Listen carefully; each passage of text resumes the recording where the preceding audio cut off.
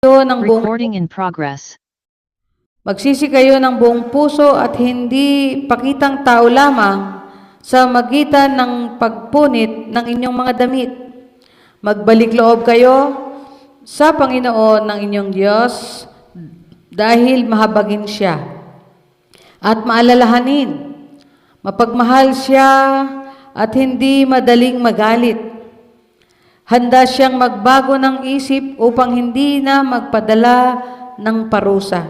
Baka sakaling magbago ang isip ng Panginoon na inyong Diyos at pagpalain kayo ng masaganang ani para makapaghandog kayo sa Kanya ng mga butil at inumin. Hipan ninyo ang trumpeta sa Zion upang ipaalam sa mga tao na magtipon sila at mag-ayuno. Gawin ninyo ang seremonya ng paglilinis at magtipon kayong lahat, bata at matanda, pati mga sanggol, at maging ang mga bagong kasal. Umiyak sa pagitan ng altar at ng balkonahe ng templo ang mga pari na naglilingkod sa Panginoon. At manalangin sila ng ganito, Panginoon, maawa po kayo sa mga mamamayang pag-aari ninyo. Huwag niyo pong payagan na hiyain sila at sakupin ng ibang bansa na nagsasabing, nasaan ang inyong Diyos? Nagmamalasakit ang Panginoon sa kanyang bayan at naaawa siya sa kanyang mga mamamayan. At bilang sagot sa kanilang dalangin, sasabihin niya sa kanila, bibigyan ko kayo ng mga butil, bagong katas ng ubas at langis, at mabubusog kayo. Hindi ko papayagang hiyain kayo ng ibang bansa. Palalayasin ko ang mga sasalakay sa inyo mula sa hilaga at itataboy ko sila sa disyerto. Itataboy ko ang unang pulutong nila sa dagat na patay at ang huling pulutong ay itataboy ko sa dagat ng Mediteraneo at babaho ang kanilang mga bangkay. Tunay na kamangha-mangha ang ginawa ng Panginoon. Hindi dapat matakot ang lupain ng Huda. Sa halip, dapat itong magalak dahil sa kamangha-manghang ginawa ng Panginoon. Huwag matakot ang mga hayop dahil luntian na ang mga pastulan at namumunga na ang mga punong kahoy. Pati na ang mga igos, gayon din ang mga ubas. Kayong mga taga-Sion, magalak kayo sa ginawa sa inyo ng Panginoon na inyong Diyos, sapagkat binigyan niya kayo ng unang ulan at nasundan pa ito gaya ng dati para ipakita na matuwid siya. Mapupuno ng butil ang mga giikan at taapaw ang bagong katas ng ubas at langis sa mga pisaan nito, sapagkat sinasabi ng Panginoon, ibabalik ko ang lahat ng nawala sa inyo noong mga panahon na sinalakay ang inyong mga pananim at ng sunod-sunod na pulutong ng mga balang na iyon. Ako ang nagpadala sa inyo ng napakalaking pulutong ng balang. Magkakaroon na kayo ngayon ng saganang pagkain at lubusang mabubusog. At dahil dito, pupurihin ninyo ako ng inyong Diyos na gumawa ng mga kamangha-manghang bagay na iyon at kayo na aking mga mamamayan ay hindi na mapapahiya kailanman.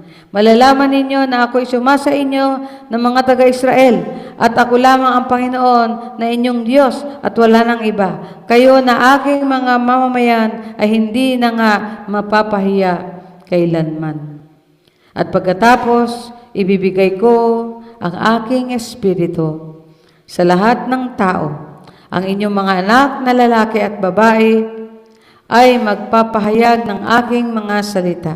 Ang inyong matatandang lalaki ay mananaginip at ang inyong mga binata ay makakakita ng mga pangitain sa mga araw na iyon. Ibibigay ko rin ang aking espiritu sa mga utosang lalaki at babae. Magpapakita ako ng mga himala sa langit at sa lupa. May makikitang dugo, apoy at makapal na usok, magdidilim ang araw at pupula ang buwan na parang dugo. Mangyayari ito upang bago dumating ang nakakatakot na araw ng paghuhukom ng Panginoon. Ang sino mang hihingi ng tulong sa Panginoon ay maliligtas sa parusang darating. Sapagkat ayon sa sinabi ng Panginoon, may matitira mga Israelita sa bundok ng Zion, ang Jerusalem. Sila ang mga pinili ng Panginoon na maliligtas. Purihin ang salita ng Diyos. Hallelujah. Tayo manalangin. Baka gusto niyong tumayo. Tayo manalangin. Ama namin Diyos. Hallelujah. Nung araw na iyon, Panginoon, talagang di rin alam ng Israel kung kailan hinihintay nila ang pinangako mong yan. Bagamat sila'y naidala, nung time na yan, nadala na sila sa kanilang lupain, pero nanatili silang nakasakop o nasasakupan ng pamahalaang Romano nung mga panahon na yan. At yan, hindi nila alam kung kailan darating. Yung sinasabi nyo na yan, na pagpapala niyo at kapayapaan at pagpapasagana sa lahat ng kanilang mga lupain. Pero biglang dumating, Panginoon, 2,000 years ago, dumating si Jesus na aming Panginoon. Tinupad ang pagliligtas at pagkatapos nun sa oras ng pag-aani ay dumating naman at pinangako niya at pinangako rin ng Diyos at sinabi't sinaad ng mga propeta ang pagdating naman ng banal na Espiritu. O purihin ka, Ama, sapagkat tapat ka sa inyong salita. Kami naman, mga anak nyo, ay panalangin namin maging tapat. Panalangin namin na magtiyaga.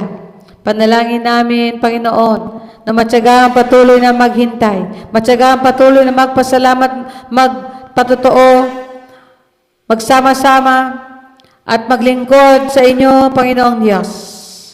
Hallelujah. Sapagkat sa araw na yon, yun na lang ang huling araw na aming inaantay. Na meron dyan sa Jerusalem na yan, muling itataguyod ang iyong kaharian. Ang tunay na kaharian ng Mesiyas. Ang tunay na kaharian ni Yeshua. O Ama namin Diyos, na makapangyarihan sa lahat, patuloy niyo, Panginoon, palakasin ang aming mga espiritu at kaluluwa habang kami ay nagpatuloy na humaasa, naghihintay sa inyong muling pagbabalik at pagkuha sa lahat ng inyong mga mananampalataya.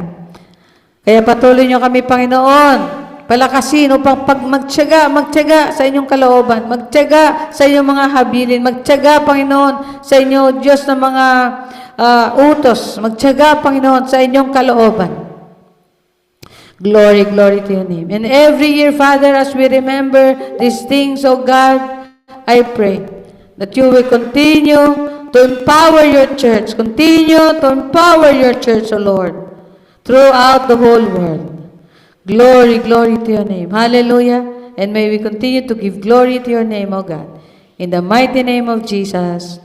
Amen and amen. Praise the Lord. Hallelujah. Salamat.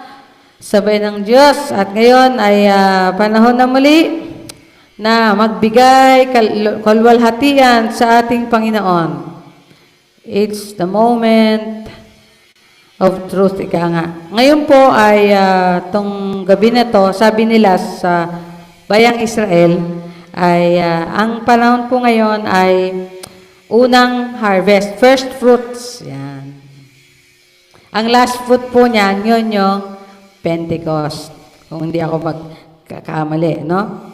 Ang first fruit po ay nagko-commemorate ng first harvest of the season, the barley harvest. So, ibig sabihin, ang susunod na harvest ay yung wheat. Ang ina-harvest lang po doon sa Israel ay barley tsaka wheat. Kaya sinasabi nila, binibenta nila dito yung mga barley tsaka wheat. No? Yan daw ay malakas, pampalakas ng katawan ng tao kasi mga Israelita, malalakas sila. Yan lang ang pagkain nila. Galing ang harina nila sa wheat o kaya sa barley. So, ito po ang first harvest po, ang barley harvest. It is fulfilled. Na-fulfilled daw to by Yeshua's resurrection. So, nung pagkabuhay na muli ni Jesus, diyan yung pinaka first harvest tumapat. O yung first harvest, ang pagkabuhay na muli ni Kristo, tumapat diyan sa unang ani.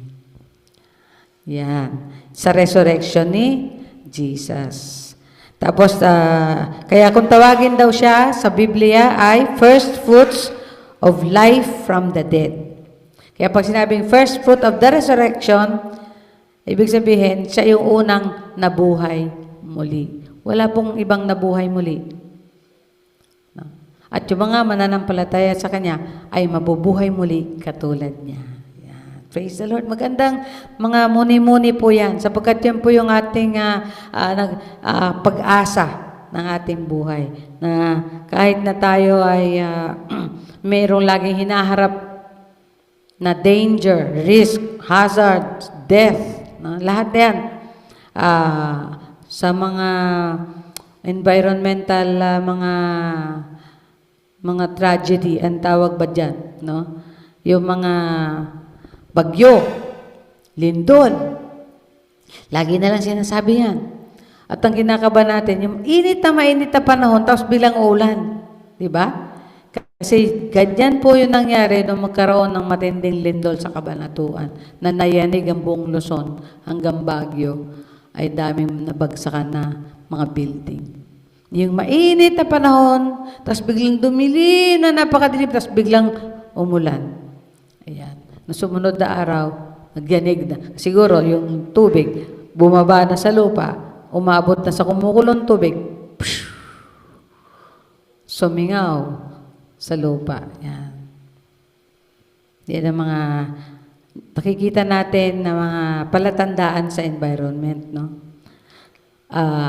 Ito din daw pong bukirim ay nagpagbibilang ng tawag nila dito ay Omer. Ang Omer ay isang di ko alam kung isang salob to. O ano? No? Diyan sila magsisimula na magbilang ng 50 days. At yung 50 days na yon, yun yung last harvest o yung tinatawag nilang feast of harvest din na doon naman tatapat yung pagbaba ng banal na espiritu. So meron silang parang sukatan. Yan. At binibilang nila yan. Yan yung kanilang siguro kinakain or ano, no? Sabi dito sa Leviticus 23,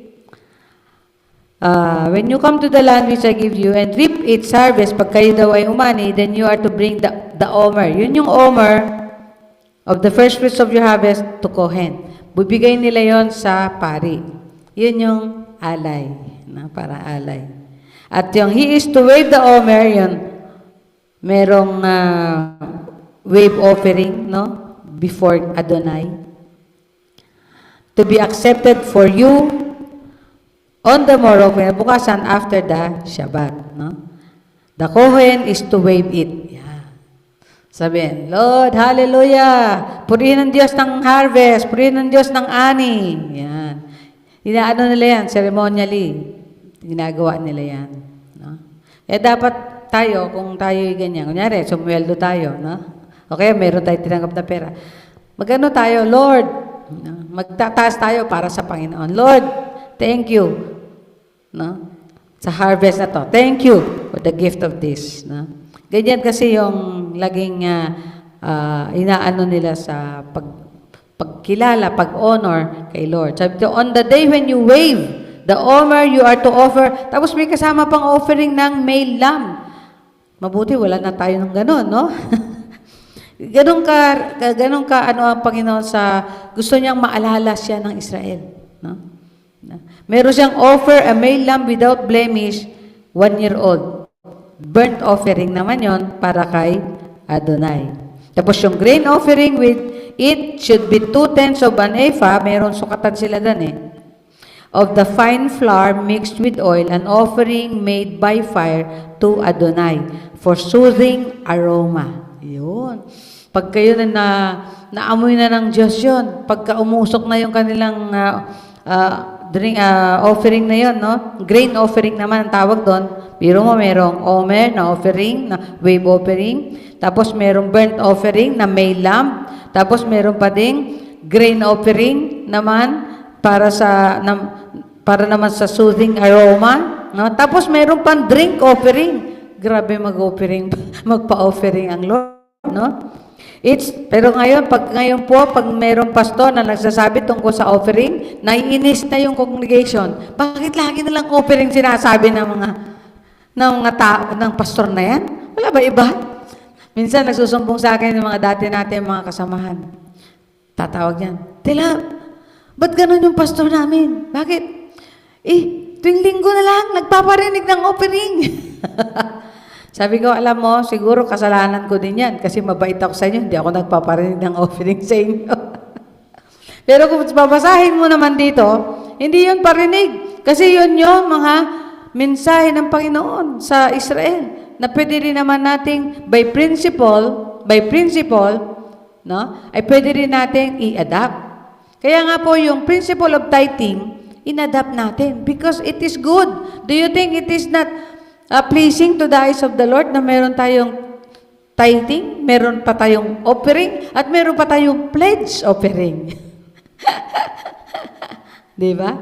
Ito hindi, bilangan niyo ko ilang offering ang inaalo ni Lord sa kanila. Sabi dito, pagkatapos ng drink offering, sabi dito, its drink offering with it should be a quarter of a gallon of wine. Wow, grabe ha. You are not to eat bread, roasted grain, or fresh grain until this same day, until you have brought the offering. Hindi kayo kakain hanggat hindi nyo nadadala yung offering kay Lord. Sabi dito, it is a statute, sabi niya, kautosan ito, batas ito. It is a statute forever throughout your generations in all your dwellings. Praise the name of the Lord. Kaya ngayon, ang offering natin, thank offering na lang, thanks offering, o praise offering. Kasi sabi doon sa ibang verse, sa ibang passage, sabi niya, we bring the sacrifice of praise unto the house of the Lord. Ano ba pwede niyong isakripisyo o ialay na hain sa Panginoon? Kundi, praise and thanksgiving. So, ang galing ng kambyo, no? Kambyo, kayo naman ngayon ang give praise unto the Lord. Yan. Meron ba tayong gustong mag-praise sa Lord? Sabi nga, the table is now open for you to give glory to God. Baka meron po, hintay lang tayo ng konting sandali. Baka merong gustong mag-ano dyan sa, ay nako, hindi natin na-set up yung dito na lang kayo tumingin. Kapag merong magpapatotoo. At kung wala naman, inuutusan ko si Nonoy. Siya na. Susunod. Ito na. Habang nag-prepare ating mga kapatid.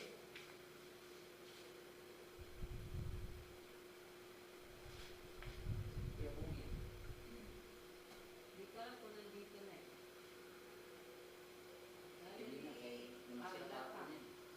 Wala pa.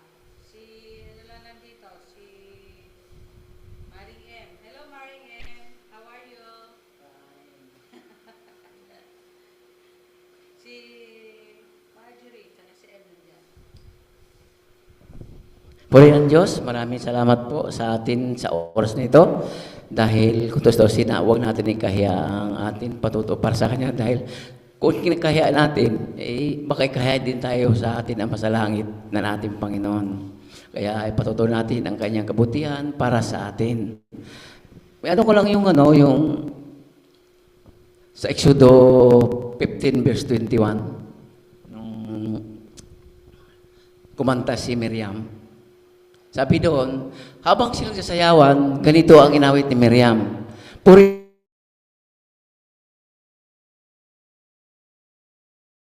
Linulod niya sa dagat ang kanyang mga kaaway. Puri ang Diyos, di ba? Sa kanilang problema na hinarap, nagtagumpay sila, nakatawid sila sa dagat, natuyo ang kanilang mga paa, at doon sila nagpuri sa Diyos. Mga babae, nagsasayawan. Puri ng Diyos, sana ito ay ma-appreciate din natin na dumating ito sa atin mga kalamidad, lalo itong nag-umpisa na, ang mga bansa laban sa bansa, ay huwag tayong magpalin lang sa mga ganyan bagay. Dahil kung tustusin, ipagdiwa natin, ipagpasalamat natin sa Diyos kung ano andyan, kung anong dumating sa buhay natin. Purihin ang Diyos dahil siya nakakalam, siya ang nagkokontrol sa lahat ng bagay. Yun ang kanyang pangako eh. Pag dumating sa iyo matinding problema, panatag lang kayo, sabi, panatag lang kayo. Kasi itong nung sa init, sa lamig pa ako noon. Nung tinisting ako ng Lord, nung na-ICU yung anak ko ng sa linggo, kasi pa ako noon, sa samba, hindi, sa lamig, dahil may mga kasama kasi ako doon sa Balara, na ganon-ganon. Hindi pa ako pulpit talaga dito. Pupunta lang ako dito kung gusto ko. Kaya siguro, sabi ng Lord, bakit hindi ka manatili ng dahil pinapahirapan mo ang sarili mo. Di, nag-isip ako din ako noon. Yun ang nangyayari nung na-ICU yung anak ko. Sabi ko, pero hindi ko naisip yun na gano'n pala ang testing niya sa akin. Na gano'n. Kaya biro mo, ang 4 yan na kasama doon sa loob ng kwarto, pur patay, silang buhay. Walang noon. Manumano lang talaga yung panghinga. Kahit ng nurse, hindi makakontrol sa hinga ng anak ko eh. Pati asawa ko nung hindi pa kami nagkahiwalay noon. Hindi pa ako lang talaga sa buong isang linggo. Maaga at hapon. Sabi ko, pero hindi ako nang hina. Habang nagpipindot ako ng panghinga-hinga niya, kinukumpas ko yung kanta niya Tibina, purihin ang Diyos sa kabutihan niya. Sabi, nung hindi pa namatay yun yung katabi ko, sabi, Kuya, may tama ka. Sabi ko, tumama ako sa salita ng Diyos. Sabi ko, di nakashare ako ng salita sa kanila. Kaya alam niya na Christian ako. Di siya katagalan po, yung computer, nag-plain. Di, umiyak na si Belinda, patayin na yung anak ko, patayin na. Pero hindi ako natinag doon basta panay. Tapos maya, gumano, no? Tapos tama-tama umakyat si Pastor Evelyn. Umakyat sila, nag-pray kami kasama ay Manars. Nalaman nila na Christian talaga ako na, no? Di kinukumusta ko ni Pastor Evelyn. Nag-pray kami kasama Manars. May nangalahati pa lang ang panalangin ni Pastor Evelyn. Parang gumagano na yung computer. Sabi kinalapit ako ng nurse, Kuya, buhay ang anak mo. Sabi, tapos tumakbo yung lalaki ng doktor, Kuya, buhay anak mo. Hindi napatingin siya, Pastor Bibilin. Hindi siya napatingin sa pagpapanalangin. Sabi na, Pastor Bibilin, tama naman sinabi niya, mag full time ka na sa Diyos. Sabi niya, huwag ka na mag-alinlangan. Sumagot din ako, oo nga po. Talagang, sa init, sa lamig ako, Pastora. Yun na, diretso na. Yung pamangkin ko, umiyak na nga, umuwi na dahil patay na nga si anak ko. Ito na, ayos na ang mga bagay nito. Doon ko naisip, testing talaga ito ng Lord sa akin. Lord, mag-full time na ako sa iyo. Dati, hindi naman ako tumatayo dito. Dahil isa rin akong mahihaing hudas. Ako talaga noon, mahihain ako, pero sa labas, mayabang. Kaya doon ko na-realize na ganito pala. Natuto na ako mag-testimony, patotoo. Tapos unti-unti, tinatawagan ako magbasa sa opening prayer, sa tithes, gano'n. Sabi ko, Lord, yung kaya ko lang ang gagawin ko. Ayaw ko na saklawin yung hindi ko kaya dahil yun naman sinabi mo. Yung binigay siya ng gift, yun lang gamitin mo. Kaya pasalamat ko na ganito pala. Sabi ko, nung na-realize ko ng lahat, talagang nandito na ako palagi. Ay dumating yung mga ibang problema, tinatawanan ko lang. Nakahiwalay kami ng asawa ko, okay lang. Wala sa akin, basta may kasama naman ako. Ang Diyos ang kasama natin. Si Jesus ang kasama ko ngayon. Habang ako ay nag-isa, kasama ko yung mga anak ko. Kaya palagi ako pagpipray tuwing madaling araw, na mananalangin sa aking mga pamilya, ganun, mga kapatid ko, mga kamag-anak, mga pamangkin. Itong hamon ko ngayon na yung mga kapatid ko talagang pinupuntiraya ko ngayon dito sa Pampalay, doon sa yung in-invite na nga ako, kuya punta ka dito, mag-Bible study. Sabi ko, sige, kaya di ako makaano-ano kagad dyan dahil alam mo naman, edad ko ngayon na parang nahihilo-hilo na ako, hindi na ako nakakasakay ng medyo malayo. Nagpipilitin ko, magpipili ako kay Lord para mag-Bible study tayo. Handa mo yung manugang mo at saka yung anak mo at saka ikaw pati asawa mo. Matutulog ako dyan isang gabi. Bible study tayo. Kaya por yan Diyos, panalangin ko hindi naman ito sumapit doon sa ulap. Makarating ito sa harapan ng Diyos. Kaya salamat po Panginoon. Hallelujah.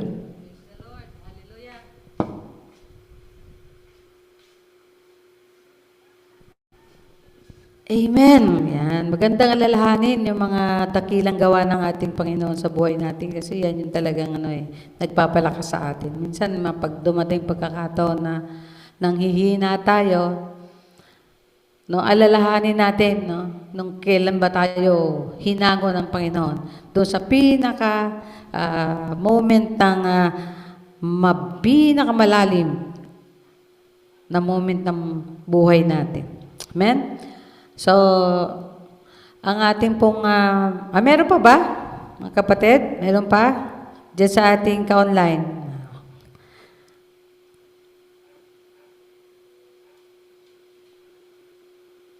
Wala na po? Sige. Tuloy po tayo sa pag-aaral po ng ating, so naisip ko po na Lord willing, ito rin ang heart ng Lord, na mag-concentrate naman tayo sa Holy Spirit. Yan. Kasi ito yung pinakadoktrina na pinakamahirap ipaliwanag. Pero hindi naman mahirap intindihin. Na ang ating Diyos ay 3 persona. Meron talaga siyang 3 persona. Yung iba, sinasabi nila na 3 pagpapahayag lang ng Diyos. Hindi po, kasi habang ng Diyos yung doon ng Diyos Ama, yung nagkatawan tao na anak, nandito. Kung kapahayagan lang po, siya mismo, mawawala doon sa langit, magpapahayag siya sa lupa, sa bilang nagkatawan tao. Pero dahil po 3 persona niya, at yun ang nakita natin, nakapahayagan sa Biblia o sa ating tinanggap na salita ng Diyos, ay 3 talaga yung persona niya.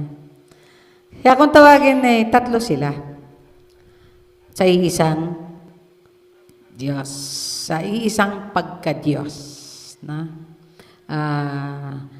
Simulan natin, konting hapyaw lang sa pag-ano ng Trinity. Minsan, habang tayo nagbabasa, sinasabi ko sa inyo, tinan mo, laging binabanggit yung, pag nagpuri si Pablo, pag sinabi niya, purihin ang Diyos, Ama, ng ating Panginoong Jesus at tagapagligtas,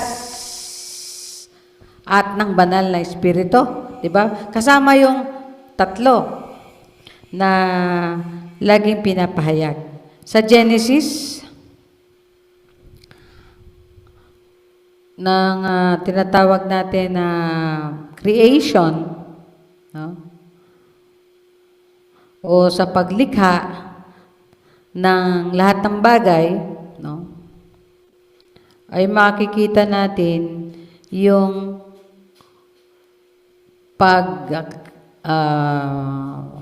pagsama-sama, pagkilos ng Diyos. Sabi niya nang pasimula, nilikha ng Diyos ang langit at ang lupa.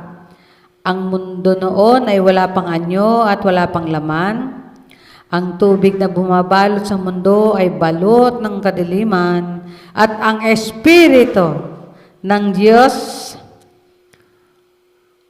ay kumikilos sa ibabaw ng mga tubig. Sinabi ng Diyos, magkaroon ng liwanag, at nagkaroon nga ng liwanag. Okay, dun, Yun yung salita. Nakita natin, Diyos, salita at banal na Espiritu. So, they are working together they worked together in creation. Nagkilos sila ng sama-sama sa paglikha. Yan. Kaya doon pa lang makita natin dito. Yung palang liwanag, kinasiya ng Lord, maliwanag. Meron siyang creation na hindi sinabing at nasiyahan ng Lord. Ano nyo yun? Assignment nyo yun. Pag nireview nyo itong Genesis 1 and 2. Nasaan na kayo sa pagbabasa nyo ng Biblia? Nasa ano na tayo ngayon? Na March na, no? Sa aking pagbabasa, nasa Judges na ako eh. At kanina, yung aking pagbabasa ay kay Samson. Hindi pala yung kay Samson. Tapos na yung kay Samson kahapon. Yung kanina, yung masamang nangyari sa Israel. Yun yung mga araw na wala silang hari. No? Itong masakit eh. Kapag walang naghahari o walang namumuno, yung mga tao, unruly, walang order, wala silang takot sa Diyos eh. At wala nagre-represent ng Diyos din sa kanila. No? Kaya minsan nag-a-assign ng Lord. Pag gumawa na naman sila ng kasalanan, aalipinin sila ng ibang bayan. At yung mga Canaanites na nandoon. Kasi sabi nga ni Lord, sige, hindi ko na sila aalisin para pagka magkakasala kayo sa akin, makakalimot kayo sa akin, gagamitin ko sila para i-oppress kayo. Pag na-oppress sila at humingi sila ng tawad kay Lord, katulad ng nangyari sa Joel, no? Na sinasabi, magsipagsisi kayo, mag-ayuno, magsipagsisi, tumalikod sa kasalanan at tumawag sa Diyos. Pag tumawag na, nag-fasting sila, nag-seek sila kay Lord, tsaka naman mayroong i-raise si Lord na judge. Yung judge na yon, mangunguna, mamumuno, tatalunin yung umapi sa kanila, at pagkatapos silang talunin, aalipinin nila yung umapi sa kanila, at sila naman mamamayagpag ng 20 years, 40 years. No? Tapos pag namatay na, yung judge, magkakasala na naman sila. Nabasa niyo ba yon, Judges? Yung libro ng mga hukom? Nakakatuwa. Basahin niyo na. Nakakatuwa ang ugali ng mga Israelita. Basahin niyo po yung hukom. No? Pagka ano naman, pagka mga 15 years, 10 years, 20 years na naman silang alipinin, iiyak na naman sila kay Lord. Tatawag na naman sila. Tapos i-raise na naman ni Lord isang hukom at pagkatapos ay tatalunin nila yung umapi sa kanila. Ganun lang. Pero yun nga, kumikilos yung banal na espiritu doon. No? Naalala ko yung si Samson. Pag nainis si Samson, biglang kikilos, sabi niya, pinuspos siya ng banal na espiritu. At dahil doon, pinagpapatay niya ang mga Pilisteo. Yan. Noong Old Testament, ang Holy Spirit, hindi siya nag-i-stay sa tao. No? Maano-ano siya. Dumadating, umaalis, dumadating. Hindi siya nananahan. No? Hindi pa siya nananahan. Pero dumadating siya, umaalis, dumadating. Yun yung naging role niya, no, nung panahon na yun. Pag tinignan naman natin siya John, sa New Testament na tayo. John 1. Yan. Sabi dito, nang pasimula, naroon na ang tinatawag na salita. Ang salita ay kasama ng Diyos at ang salita ay Diyos. No? Tapos sa bandang 12, sabi dito,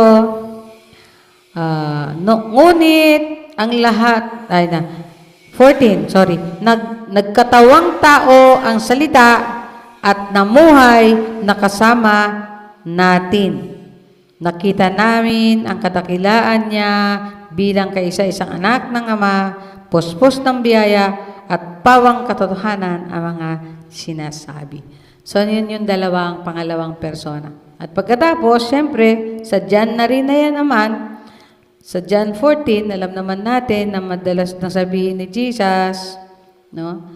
na sabi dito, huwag kayong mabagabag, magtiwala kayo sa Diyos at magtiwala rin kayo sa akin. No, sabi niya doon. Tapos sabi niya, hindi niya iiwan. Asa na ba yun? Hindi niya iiwan, hindi ko kayo iiwan na mga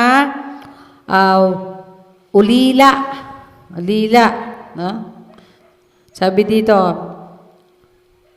sa verse 15, kung mahal niyo ako, susundin ninyo ang aking mga utos at hihilingin ko sa Ama na bigyan niya kayo ng isang tagatulong na sa inyo magpakailanman. Siya ang banal na Espiritu na tagapagturo ng katotohanan. Hindi siya matanggap ng mga taong makamundo dahil hindi siya nakikita o nakikilala ng mga ito, pero kilala niyo siya dahil kasama niyo siya at sa inyo magpakailanman. Yan. Yan yung mga pangako ng Panginoon na sabi niya, hindi ko kayo iiwan na orphan, no? Yung alila. Kundi papadala namin ang Espiritu, no? Ang banal na Espiritu. So pag sinabi mong kasama ang Diyos, basically, sino ang kasama mo? Holy Spirit. Amen. No? Amen. Kasi kung ang mismo, ang Diyos ang kasama natin na tatahan sa atin, hindi natin siya pwede i-contain. Mabuti na lang yung third person, yung pangatlong persona ng Diyos, pwede siya i-contain ng body natin. The Holy Spirit of God. Kasi Jesus, sabi niya, hiningihan, sabi niya, at binigay. And hiningihan sila yung disciples niya, no, sa John, ng banal na Espiritu ng Diyos. That was the time na nakaunawa sila ng mga espiritual na bagay. Nung una, parang laging malabo eh. Lahat na sinasabi ng Panginoon, laging malabo sa kanila. Pero nung nahingahan sila ng banal na Espiritu, nauunawaan na nila. Ilang araw nagturo pa si Jesus nung siya'y mag-resurrect? 40 days pa siya nag-stay para sa mga huling habilin, para sa mga huling turo, para sa mga ano pa, no? So, ibig sabihin, hindi niya natapos pa yung mga gusto niyang sabihin. Or, kailangan niya talaga sabihin yon pagkatapos niyang ma-resurrect para mas maunawaan ng mga disciples yung mga tinuturo niya. Kailangan mabuhay siya muli kasi nung una sinasabi, ano daw to? Mag-ano siya ng 3 araw tapos bubuhay siya ulit. Hindi sila maintindihan masyado yun hanggang sa na-realize nila dahil nangyari. Nung mangyari, naniwala sila. Iba kasi yung talagang sold out ka sa yung paniwala ka talaga, no? At nakita mo, totoo pa rin sinasabi. Doon talaga nagkakaroon ng full realization ng katotohanan ng Panginoong Diyos. Pero hanggat di natin naranasan sa ating mga sarili, di talaga tayo maniwala ng 100%, di ba? Pero pag naranasan natin ng 100%, totoo ka talaga, Panginoon, na kumikilos sa buhay ng iyong mga anak. No? Kinalulugdan ng mga anak. So, nandun na tayo talagang 3 persona. Sabi niya sa John 10, tingnan natin John 10. Saan na ba yun?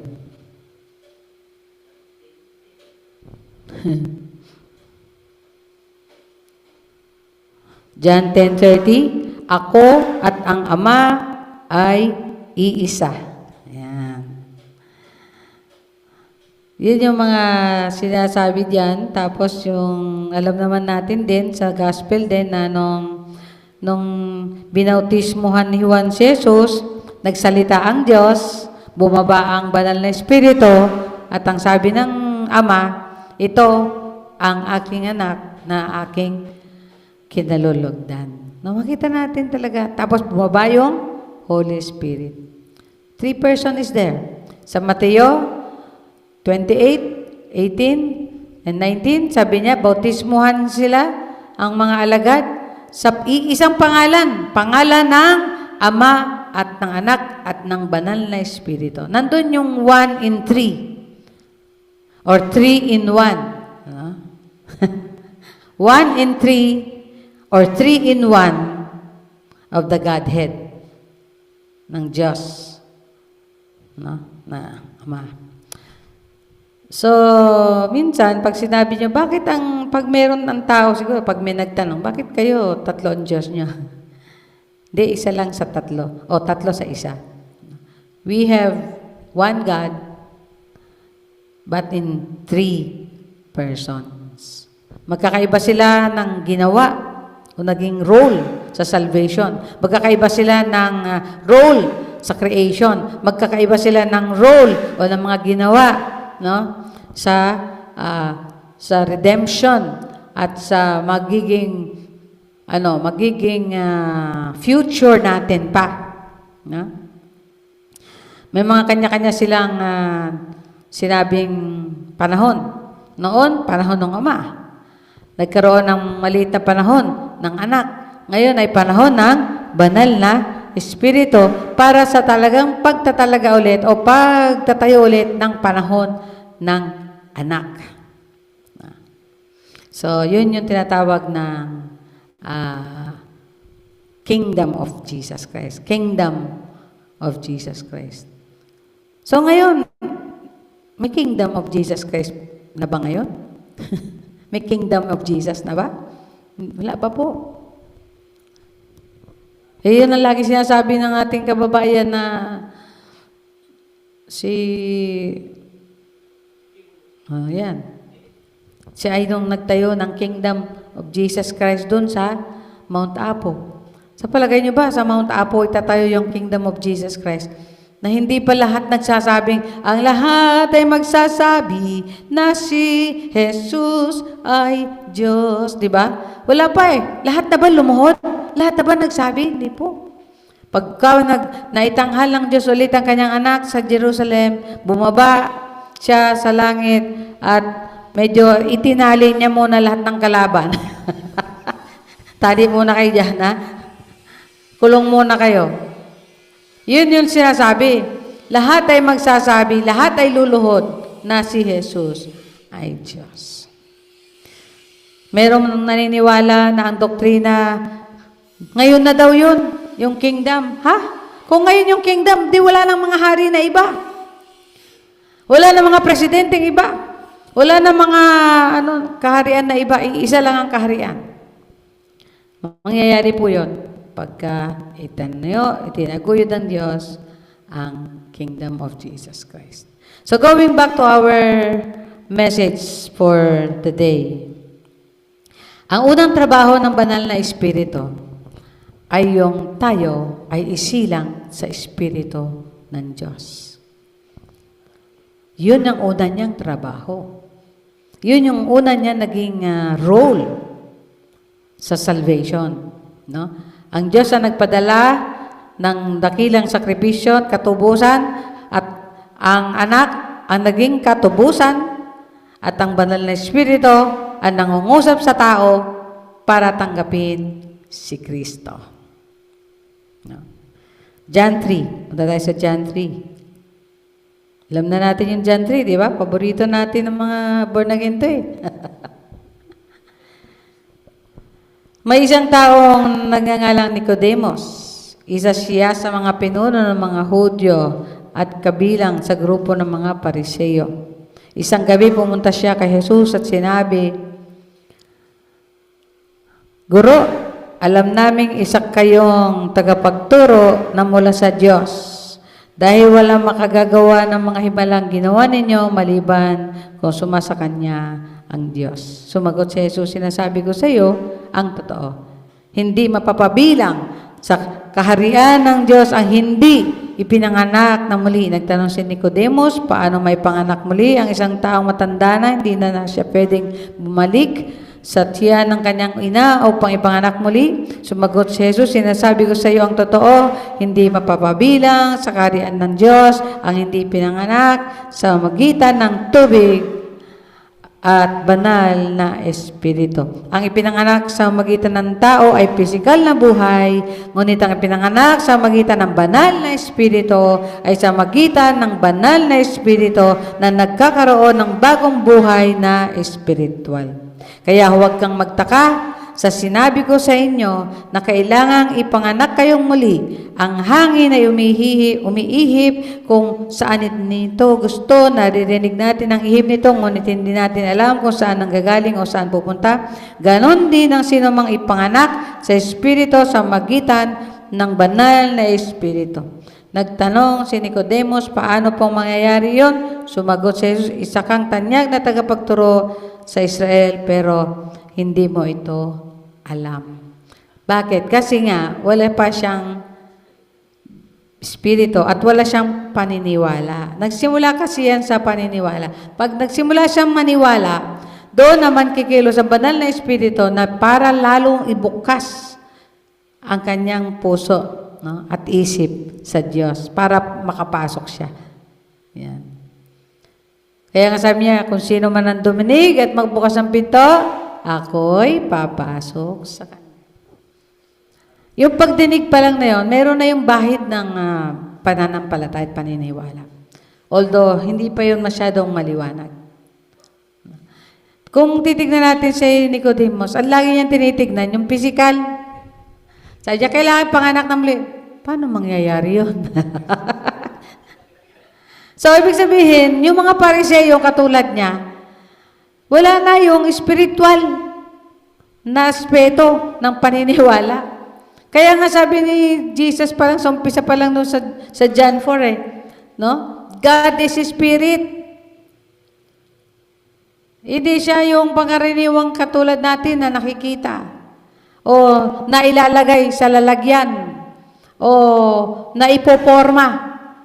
No? Doon lagi kasi, God is Spirit. Sabi nga ng sapare, yun daw mga images, tumutulong daw yun sa tao para ma-realize nila yung mga tungkol sa mga spiritual na bagay. Pag tayo nakatingin doon, lalo tayo hindi makatingin sa Espiritu. Kasi yung Espiritu, sa loob yun nagsisimula. Yung birth na yun, spiritual birth, yung pagtingin, pag-unawa, doon nagsisimula sa loob, sa kalooban ng tao. No? Namatay kasi yun. Nung magkasala sa Eva at Adan, namatay yung spirito na yon. Pero once na siya nanampalataya sa Panginoon, yung spirito na yon, mabubuhay yon. Yun yung spirito na yon, yun yung sasabahan ng banal na espiritu. Kaya yung spirito ng tao at spirito mo bilang isang born again at spirito ng Diyos, magkasama yon. Doon. At doon sila nag-uusap. Doon sila nagkakaunawaan. Doon sila nagkakaintindihan. Tayo minsan, di natin naintindihan ang nangyayari sa atin, di ba? Pero yung Espiritu ng Diyos at Espiritu natin, nag-uusap sila. At yung katawan, mahirap naman sumunod minsan sa Espiritu. Kailangan i-train yung katawan. Yung katawan mo, na nagdala, o yung kaluluwa mo pati, na nagdala ng Espiritu na yan, ng Diyos, kailangan iti-train pa. Kasi nasanay siya na hindi siya sumusunod doon. Iti-train pa siya na sumunod sa Espiritu niya. Na yung Espiritu nagpapasako pag sumusunod naman sa Espiritu ng Diyos. Naalala ko dun sa opisina, mayroong isang values na lagi natatawa ko kasi every year, paulit-ulit lang naman yun eh. Siguro kung mayroong 30 na values, isa doon yung nakakatawa, yung spirituality. Hindi talaga nila mapaliwanag yung spiritualidad na values na yun. Kasi wala namang silang iniisip kasi hindi naman sila born again, di ba? Hindi nila ma-relate yun sa spiritualidad. Ang tao kasi dapat talaga tatlo yan eh. Parang Trinity rin yan eh. Katawan, kaluluwa, at spirito. Kaya pag wala yung spirito na galing sa Diyos, ano ka? Living dead. Zombie. Zombie ka. Living dead ka. Pag na-born again ka, ayan na. May tryon ka na rin na katauhan. Later on, yung spirito babalik sa Diyos, yung kaluluwa mo, isi-save na ng Lord. Nagkaroon ng glorified body. Kasi itong body, babalik sa alabok. Kasi doon galing eh. Doon galing. Yun yung wonders of God's creation. Nung sinabi niyang, let us make man in our own image. Kung paano naging triune God siya, tayo din triune person din tayo. No? Kaluluwa, spirit, katawan, kaluluwa at espiritu. So, una, ang ginagawa ng Holy Spirit, siya yung nagkukonvict, nagbabagabag, nagpapa-realize sa tao na ang tao ay, makasalanan. Yan ang unang-una. Tingnan nga natin sa John 16.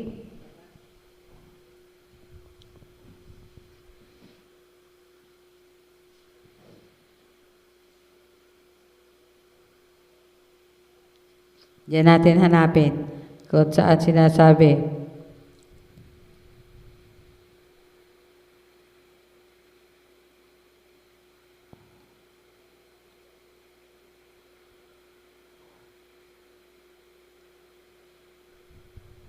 Sabi dito sa 8. Pagdating niya, sino yan? Holy Spirit. Pagdating niya, ipapakita niya sa mga taong makamundo na makasalanan sila. At ako na may matuwid. At ipapakita rin niya na hahatulan sila ng Diyos. Ipapakita niya sa mga tao na makasalanan sila dahil hindi sila sumasampalataya sa akin. Ipapakita niya na ako ay matuwid dahil pupunta ako sa Ama at hindi niyo na makikita. Ipapakita rin niya sa kanila na hahatulan sila ng Diyos dahil hinatulan na si Satanas na siyang naghahari sa mga taong makamundo. Yan. Siya yung nagko-convict, siya yung nagpapakita, siya yung nagbabagabag, siya yung nag-uukil-kil sa budhi ng tao.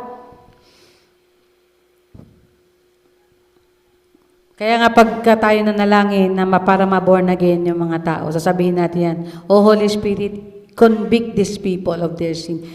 Bagabagin mo sila, O Diyos, sa kanila mga kasalanan. No? Kasi pag nabagabag ang isang tao, magsisisi. Di ba? Magsisisi. Magsisisi. Kaya yan ang unang trabaho ng Banal na Espiritu. He is the convictor of sin, righteousness, and judgment. Sa English kasi yan, sama-sama yan eh. Sa Tagalog, pinaghiwa-hiwalay. Siya yung tagabagabag tungkol sa kasalanan, sa katwiran, at sa kahatulan. Yan ang trabaho ng Banal na Espiritu. At pagkatapos niyang pangalawang trabaho niya, ililid niya yung tao. No? Siya yung maglilid sa tao para mag-repent. Yan. Kasi minsan, pag wala yung pagkilos sa Banal na Espiritu, mayroon ako narinig natin sa confession ng ating kasama na dati sa pagsamba dito. Sabi niya, umiyak siya, sabi niya, kahit anong gusto kong pagbalik, di ako makabalik. Umiiyak siya. Sabi niya, kahit anong gusto kong bumalik, di ako makabalik. Nakakaawa, di ba? Grabe, ano ba kahirap bumalik nang walang katulong ng Banal na Espiritu? Mahirap po talaga. Kahit nga minsan ako, meron akong isang ugaling gusto ko talagang baguhin. Tagal din. Matagal. Kailangan ipag-fasting and prayer. Para in every time na magagawa mo yun unknowingly, mapapansin mo, ay, nagawa ko na naman. No? Ikukonbi ka agad ng Holy Spirit. Oops. Ay, ako Lord, sorry, nagawa ko na naman. No? Hanggang sa masanay na. Yung karakter mo, ugali mo, isip mo, damdamin mo, kasi nandun sa paniniwala, alam mo na masama yun eh. Ang Holy Spirit kasi kailangan isasabihin niya sa iyo na mali yan. Pag naniwala ka na mali yan, babaguhin niya naman yung attitude mo. Una kasi, ang repentance means change of mind. No? Pagbabago ng isip. Kasi yung tao, pag sinabi nilang, ay hindi, para sa akin, hindi masama yun. Di ba? Para sa akin, hindi ako masama. Di naman ako pumapatay, di ako nagnanakaw. Eh, mabait siya. Pero ang tanong, banal ba siya? Mabait siya, pero ang tanong, matuwid ba siya? Yan ang tanong. So, pagka na-convict siya ng Holy Spirit, kahit na anong bait niya, sasabihin niya, Lord, makasalanan ako. Kasi yun ang conviction ng Holy Spirit. Tapos ililid siya to repentance. Lord, forgive me. Makasalanan ako, Lord. Hindi ako sumusunod sa mga kalooban mo. Hindi kita minahal. Hindi kita minamahal ng siguro pagmamahal na gusto mong makita sa akin. Naglilid sa repentance. Ililid ka niya na magbago yung isip mo. At the same time, doon ka na ipapanganak muli. Magkaroon ka ng bagong ikaw. Bagong ikaw. Bagong kapanganakan. Kaya sabi sa sabi dito sa Titus 3:5, no? Tingnan natin sa Titus 3:5. Titus. Kasunod ng Timoteo. Sabi dito sa 3:5, sabi diyan, iniligtas niya tayo hindi dahil sa ating mabubuting gawa, kundi dahil sa kanyang awa. Iniligtas niya tayo sa pamamagitan ng banal na Espiritu na naghugas sa atin at nagbigay ng bagong buhay. Titus 3:5. Yan. Hallelujah. So, ano naging papel natin? Naging papel lang natin ay pananampalataya. Una, maniwala ka sa sinasabi ng Biblia. Wala pong kasinungalingan dyan. Hindi tayo lugi dyan. Dyan nyo itaya ang buhay nyo at kaluluwa. Tubong lugaw po kayo, heaven ang kapalit sa pananampalataya na yan. Kapatawaran sa kasalanan, katubusan, pag-ampon ng Diyos sa atin bilang para maging anak. Ba? Sino ba naman tayo para amponin ng Diyos? Pero inampon niya tayo. Binigyan niya tayo ng pamamaraan para tayo'y maampon ng Diyos. Pagda tayo'y nanampalataya sa kanyang anak na manunubos, na siyang tumubos sa atin lahat. Sabi niya, iniligtas niya ang lahat ng mga nanampalataya sa kanya. Totoo ang kaligtasan para sa lahat ng tao. Totoo po yun. Pero mapapasa kanila lang kapag sila ay nanampalataya, tumugon, sumunod, nagpasakop, nagsurrender sa pagkapanginoon ng Diyos. Hallelujah. Kung tutusin, wala naman tayong ginawa eh. Di ba? Ni single step, wala tayong, ni single, ng finger, wala tayong ginawa. Pero yung love sa atin ng Lord, hindi nagbago yan eh. Nang tayo'y create. Parang parang anak na hindi maitakwil ng magulang. Di ba, no, mga nanay, mga tatay, di ba? Kahit na anong sama ng anak, parang imposibleng maitakwil ng magulang ang anak. Kasi galing sa kanya yun eh. Siya nga alaga nun eh. Pero anong sabi ng Diyos? Pero ang nanay, pwedeng lumimot, pero ako hindi makalimot. Ganon pa ka, mas mataas pa yung love ng Lord sa love ng father and mother sa kanyang anak. Yung mga nakaraang araw, nanonood ako ng mga pelikula ni Janice. Di ko ini-encourage na manood kayo kasi medyo violence yun puro barilan. Kay Jason Statham. Napansin ko doon sa story, laging pare-pareho ang story. Ang weakness, sobrang tapang kasi nung ginaganapan niya lagi na yun. Wala siyang kinatakatakutan. Hindi siya natatakot sa mga sugat, sa mga saksak, sa mga baril. Ang dami niyang peklat. Lahat yun, umiigi lang yun sa sobrang tapang niya. Pero pagdating doon sa anak, doon siya. Doon yung kanyang kahinaan. So, ibig sabihin, alam ng tao, basically, alam ng tao, kahit anong tapang, kahit anong salbahin ng isang tao, pagdating sa anak, mabait. Lumalambot. Nagbabago yung isip. How much more ang ating Diyos na buhay, na nag-create sa atin, na nagturing sa atin, at nag-ampon sa atin. Hallelujah. And thank you. Magte-thank you tayo sa Holy Spirit kasi ginawa niya yung trabaho niya. Hindi lang natapos ang gawa ng Diyos sa gawa ni Kristo, kundi tinapos niya at tatapusin niya sa magitan ng gawa ng banal na Espiritu. Hanggang ngayon, di ba sabi sa Genesis 1, ang banal na Espiritu umiikot, nagtitingin, nagbabantay, naghahanap, ganyan.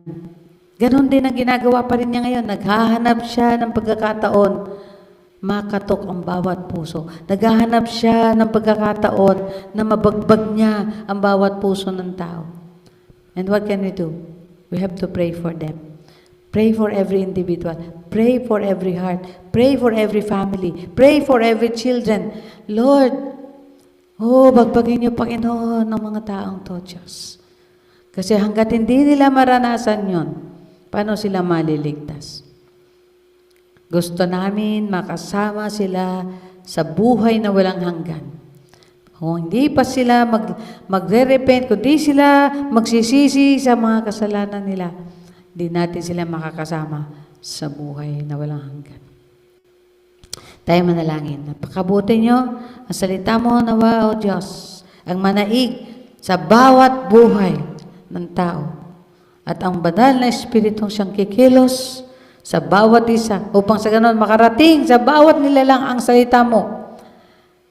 At pag nakarating ang salita mo, Panginoon, pagkakataon na mabuksan ang kanilang mga isipan at puso, nang sa ganon makakilos ang banal na Espiritu at sila'y madala sa paanan mo, Panginoon. Sa kaligtasan, inihanda mo para sa lahat ng tutugon, susuko, mananampalataya sa inyong Diyos na buhay. Thank you, Father. Thank you, Lord Jesus. We praise you. Hallelujah, hallelujah. You're such a great God. We give you glory. Salamat, salamat, salamat, Panginoon. At malaya pa ang iyong mga anak na magtipon, manalangin, at magpuri, at gumawa, Panginoon, para sa inyong kaharian, hanggang sa ikaw ay dumating muli. Hanggang sa ikaw ay tunay na magpakita muli, Panginoon, sa amin at maghari sa mundo na ito, kasama kami mga sumampalataya sa inyo, Ama naming Diyos. Thank you. Thank you, Lord, for your word. Thank you, Holy Spirit, for such a very sweet moment with you. Hallelujah. Hallelujah. Hallelujah. In Jesus' name we pray.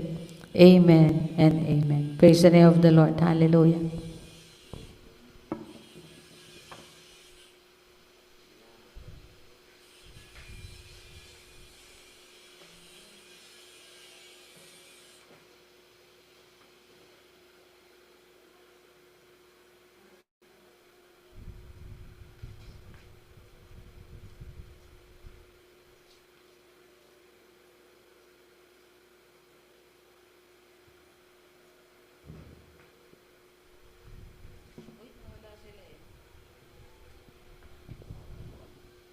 Hallelujah. Praise the Lord. Tuloy natin na sambahin ng ating Panginoon sa pamamagitan ng ating pagbibigay at offering sa Panginoon. Tayo manalangin. Ama naming Diyos, salamat po. Kasama namin kayo dito sa bahay-sambahan na ito, Panginoon. Kahit na kaunti lang kami, Panginoon. Hallelujah. Ngunit Lord, nag-uumapaw inyong kapangyarihan, ang inyong kadakilaan at katapatan at pag-ibig para sa amin, Panginoon. Purihin ka sa umagang ito, Lord. Ang aming may bibigay ay basbasan mo po ito, Panginoon, para po sa iyong iglesia, para sa ikalalaganap na iyong mga salita, Panginoon. Patuloy mong i-bless, Panginoon, na magpatuloy na magbibigay sa iyong gawain, O God. Purihin ka, O Lord, Salamat po sa dakilang mensahe mo sa amin sa umagang ito, Panginoon. Purihin ka. Salamat po. Purihin ka sa pangalan ni Jesus. Ito po ang aming dalangin. Amen. Amen.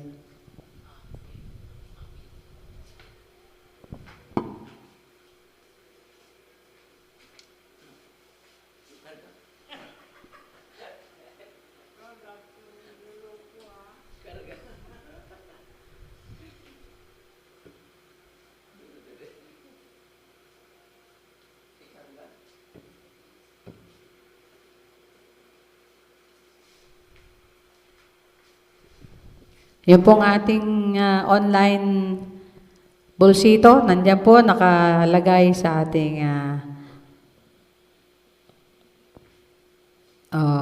GC at saka sa group chat. Sa GC at saka sa Messenger. Ano ba yan? At dyan sa Messenger. Sa chat pala, sa chat ng ating Zoom. Makikita niyo po yung ating bolsito. At gusto ko paalala sa inyo, ayan, pagdating na naman sa offering. Ito pong green ay tithes and offering, at ito pong kahoy ay sa mission. Ano po? Ito po, may commitment tayo dito, 20 pesos a week sa mission. Baka nalilimutan niyo po. Ngayon, kung di pa kayo nag-commit yan, okay lang po, pwede pa naman sa mga susunod na kapanahunan. So, alam niyo po, at alam din ng mga ating worshiper, online worshiper na po, nagpapadala sila sa akin, at sasabihin nila doon kung sa mission, tithes and offering. Tapos may pledge po tayo ngayon para sa improvement at renovation ng ating church. Yan. Bukas po yan. Yan po yung ngayon yung bukas na mga avenue para sa ating givings. At hindi po to sa pilitan. Pinapaalala ko sa inyo lang, hindi ko kayo pinipilit. Pero kung gusto nyo mas i-bless pa kayo ni Lord, alam ko naman blessed na kayo ng Lord, ay pwede po kayong mag-contribute dyan. Pero ang huwag nyong kakalimutan yung sa mission. Yan. Mission natin, 20 pesos a week.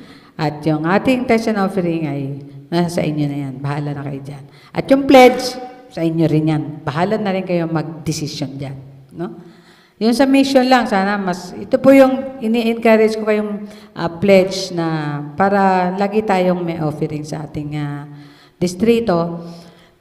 Yung pong ang OMG, kung tawagin dyan, one-time giving o one mission giving, binibigay po natin yan sa mga nag-abroad natin ng mga missionary. At tayo po, Pentecostal, ang AG lang po ang nagsisend talaga ng matindi, ng marami, at talaga nag-i-stay sa bayan ng mga communist countries at sa mga Muslim na lugar.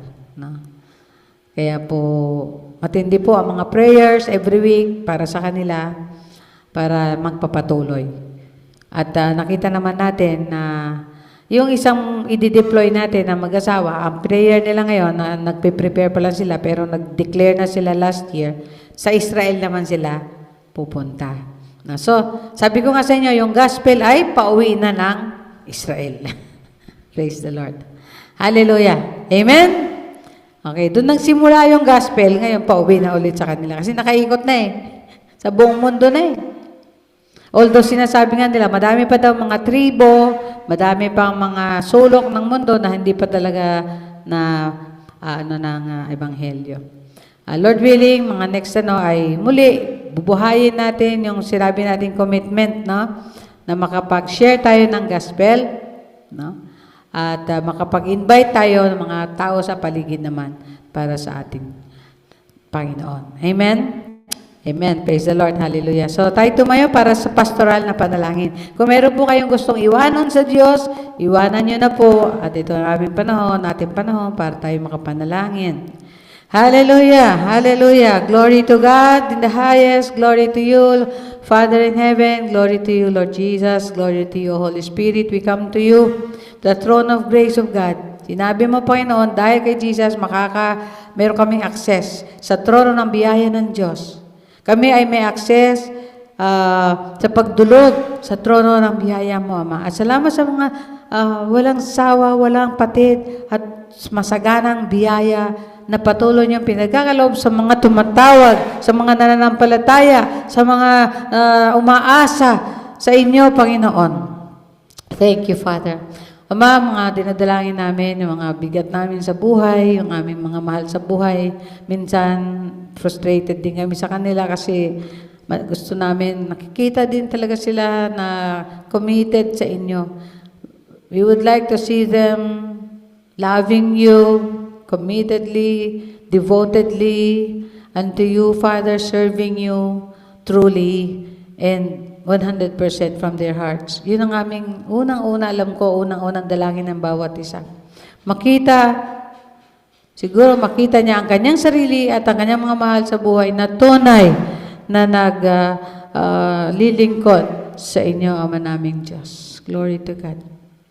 Glory to Jesus. At ngayon po, kung meron po may sakit, kung meron pong nangangailangan financially, we come to you for them, Lord. We leave their needs unto you. And thank you that you are enough. You are able. You are mighty to meet our needs, Father. To meet their needs, O God.